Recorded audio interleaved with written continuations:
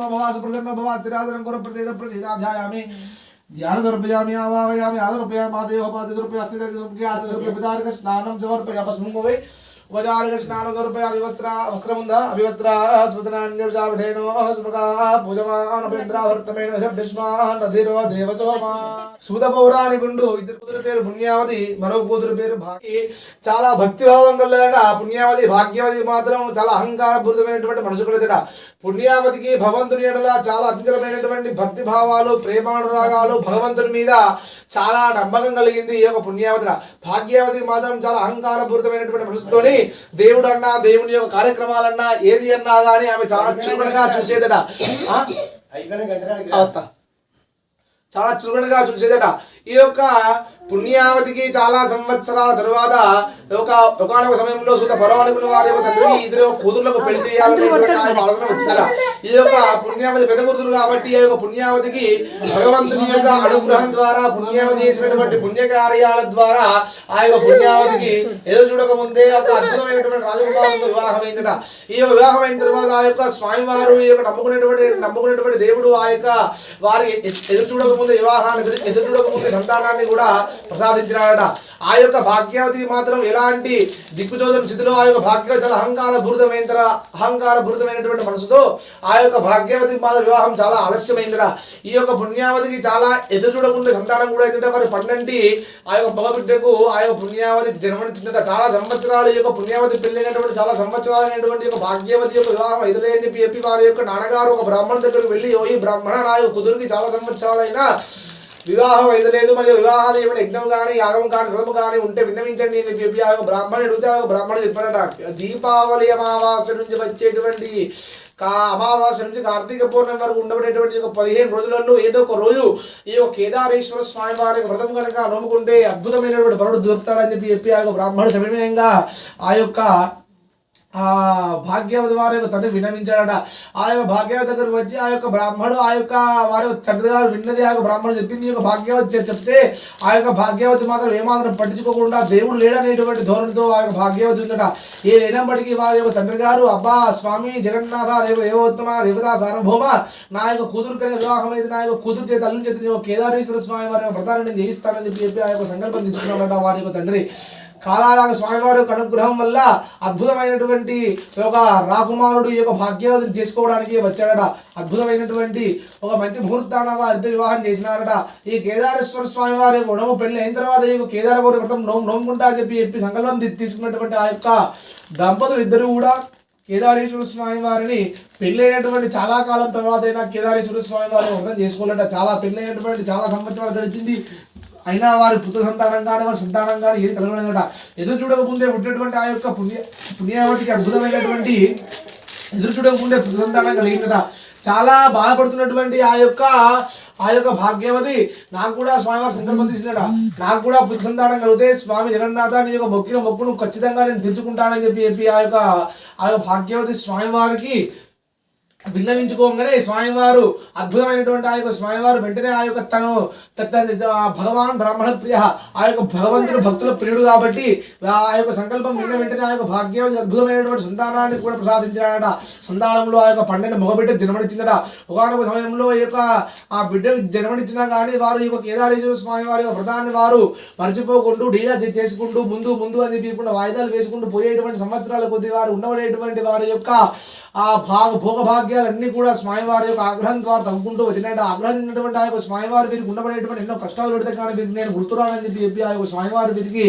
ఆ వారి యొక్క భర్త ఉండబడేటువంటి రాజ్యాన్ని వారి భర్త ఉండబడేటువంటి ఆరోగ్యాన్ని క్రమేపీ క్షీణించుకుంటూ వచ్చాడట అప్పుడు ఆ చాలా బాధపడుతున్నటువంటి ఆ యొక్క భాగ్యవతి వారి కొడుకు 8 సంవత్సరాల ప్రయాణంకి వచ్చిన తర్వాత పుణ్యవతి వారి దగ్గరికి పోయి కొంత ధనాన్ని కొంత డబ్బును పట్టుకురావాలని చెప్పి ఆ యొక్క భాగ్యవతి వారి యొక్క కొడుకును ఆదేశించగానే ఆ యొక్క వారి కొడుకు మార్గం మధ్యలో వారి రాజ్యంలో ఉండబడేటువంటి అడవి మార్గం గుండా పుణ్యవతి వారి యొక్క రాజ్యానికి బయలుదేరినాడ చాలా చాలా చాలా చాలా మైలు ప్రయాణించిన తర్వాత ఆ యొక్క పుణ్యావతి వారి యొక్క ఇంటి చేరినాడు ఆ యొక్క పుణ్యావతి క్షేమ వార్తను మొత్తం అడిగి ఏమి నాయన ఇక్కడికి వచ్చామంటే ఆ యొక్క భాగ్యం చెప్పినటువంటి ఆ యొక్క సమాధానం వారికి ఉండబడేటువంటి బాధను మొత్తం చెప్పుకున్న తర్వాత అక్కడ ఉండబడేటువంటి ధనాగారంకు వెళ్ళి ఆ యొక్క భాగ్య ఆ యొక్క పుణ్యావతి కొంత ధనాన్ని కొంత బంగారాన్ని పట్టుకుని వచ్చిందట ఈ యొక్క ధనాన్ని బంగారాన్ని నువ్వు మీ యొక్క అమ్మగారికి అప్పచెప్పు అని చెప్పని ఆ యొక్క భాగ్యవతి పట్టుకుని వచ్చి ఎట్లా ఇవ్వాలి అని చెప్పి చూస్తే అక్కడ ఉండబడేటువంటి ఒక గుమ్మడికాయను తీసుకుని ఆ గుమ్మడికాయలో ఉండబడే పలువుని మొత్తం తీసుకుని ఆ యొక్క కొలిమిలో ఒకవైపు బంగారం, ఇంకోవైపు ధనము పెట్టి ఆ యొక్క గుమ్మడికాయను ఆ యొక్క పిల్లవాడికి ఇచ్చిందట. ఆ యొక్క పిల్లవాడి యొక్క గుమ్మడికాయను తీసుకొని మరలా ఆ యొక్క భాగ్యవతి వారి యొక్క రాజ్యానికి బయలుదేరినట. అక్కడ చూసినటువంటి ఆ యొక్క స్వామివారి యొక్క వీరి యొక్క ధనాన్ని వీరికి చదివితే వీరు ఎట్లా అయినా మళ్ళీ సుఖపడతారని చెప్పి చెప్పని ఆ యొక్క స్వామివారి యొక్క ధనాన్ని మొత్తం మనం అపహరించాలి. ఏంటంటే ఆ యొక్క స్వామివారి యొక్క మాయా రూపం చేత ఆ యొక్క ధనాన్ని అపహరించడానికి ఆ యొక్క స్వామివారు ఇద్దరు మాయా రూపం చేత ఇద్దరు దొంగల రూపంలో వచ్చి ఆ యొక్క గుమ్మడికాయలు ఉన్నటువంటి ధనాన్ని ఎత్తుకుని పోయినారంట. చాలా బాధపడేటువంటి ఆ యొక్క పిల్లవాడు మరలి ఆ యొక్క పుణ్యవతి వారి యొక్క ఇంటికి పోయి, అమ్మ పెద్దమ్మ ఇట్లా నేను పోతే నా యొక్క ఇట్లాంటి దొంగలు వచ్చి యొక్క ధనాన్ని మొత్తం ఎత్తుకుపోయినారని చెప్పి ఆ యొక్క పిల్లవాడు పిణ్యవతి చెప్పగానే పోతేవా అని చెప్పి ఆ యొక్క పుణ్యవతి మళ్ళీ కొంత ధనాకారాన్ని కొంత ధనాన్ని డబ్బులు పట్టుకుని వచ్చి ఒక సొరకాయ దాంట్లో పెట్టి ఇచ్చిందట. మళ్ళా ఆ యొక్క పిల్లవాడు ఆ యొక్క ధనాన్ని మొత్తం పట్టుకుని ఆ యొక్క అడవి మార్గం కూడా బయలుదేరుతున్నటువంటి సమయంలో మళ్ళీ చూసినటువంటి ఆ యొక్క స్వామివారు వారికి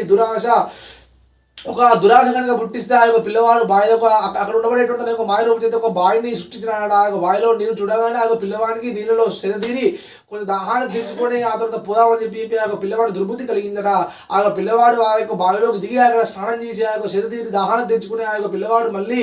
ఆ యొక్క బావి మీద ఎక్కుతా ఉంటే తన యొక్క మాయా రూపం చేత తన యొక్క కాలు దాగి ఆ యొక్క ధనం కూడా బావిలో పడిపోయిందట. మళ్ళీ బాధపడుకుంటూ పెరిగినటువంటి ఆ యొక్క పిల్లవాడు మళ్ళీ పుణ్యవతి దగ్గరికి పోతే ఇట్లా కాదని చెప్పని తల్లి ఆమె చూసి అనుమానంతోనూ అమ్మ మళ్ళీ ముందు చిన్నంత కాకుండా కొంత ధనాన్ని కొంత బంగారాన్ని ఇచ్చి మళ్ళీ పంపించిందట. మళ్ళా చూసినటువంటి ఆ యొక్క స్వామివారి ధనాన్ని మళ్ళీ ఎట్టిన అపహరించాలని చెప్పి ఒక మాయ రూపం చేత ఆ ధనాన్ని మొత్తం అపహరించాడట. చాలా బాధోక్రైనటువంటి ఆ యొక్క పిల్లవాడు ఏం చేయనటువంటి దుస్థితిలో ఆ యొక్క పిల్లవాడు మళ్ళీ నేను పెద్దమ్మ దగ్గరికి పోలేను, మా అమ్మ దగ్గరికి పోతా అని చెప్పి ఆ యొక్క పిల్లవాడు భాగ్యవతి దగ్గరికి పోయి, అమ్మాయి యొక్క విషయం అంతా ఇట్లా అయింది, ఇట్లా ఎంత ఎత్తుకపోయారు ధనం అంతా 3 సార్లు, ఒకసారి దొంగలు ఎత్తుకపోయారు, ఒకసారి కొట్టెత్తుకపోయారు, బయలు పడ్డారని చెప్పి ఒక సాకులు చెప్తున్నారు, అబద్ధం చెప్తున్నావు అని చెప్పి ఆ పిల్లవాడు చాలా సార్లు కొట్టిందట. ఆ యొక్క భాగ్యవతి కుట్టంగా ఆ యొక్క పిల్లవాడి యొక్క బాధ చూడలేక ఆ యొక్క భగవంతుడి యొక్క సన్యాసి రూపంలో వృద్ధ బ్రాహ్మణ రూపంలో వారి ఇంటి పిల్లల దగ్గర వచ్చి భౌతిక భిక్షాంతి ఏమి వ్యాధులు చేస్తూ ఏమైందమ్మా పిల్లవాడిని కొడుతున్నావు అని చెప్పంటే పిల్లవాడు ఇట్లా చేసిందని చెప్పి అందుకే కొడుతున్నా అని చెప్పి ఆ యొక్క భాగ్యవతి ఆ యొక్క స్వామి చెప్పగానే ఆ యొక్క స్వామి అన్నాడు, ఎంత కష్టానికి ఎంత కారణం మీరు పూర్వం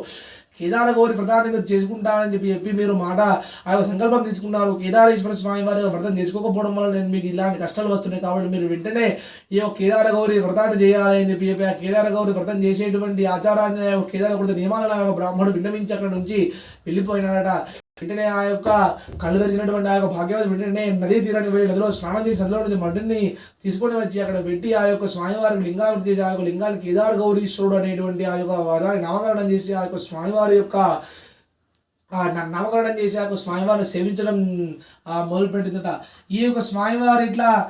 సేవించి మొదలుపెట్టి ఆ క్రమేపీ పెరిగినటువంటి భక్తుల్ని ఆ యొక్క స్వామివారు కూడా చాలా ఆనందించి వారికి ఉండబడేటువంటి కోల్పోయినటువంటి ఆ యొక్క సంతోషాన్ని మొత్తం స్వామివారు పునః ప్రసాదించి ఆ యొక్క కేదారేశ్వర స్వామి వారికి అనుగ్రహం పరిపూర్ణంగా ఆ యొక్క కుటుంబానికి అందించారట. ఈ యొక్క కేదారేశ్వర స్వామి యొక్క వ్రతాన్ని భక్తి శ్రద్ధతో ఎవరు ఆచరించినా వారి ధనధాన్య వస్తువాహన కనకాభివృద్ధులు సమృద్ధిగా ఉంటాయని చెప్పి ఆ యొక్క స్వామివారు ఆచరించినటువంటి స్కంద భవాని రేవకండే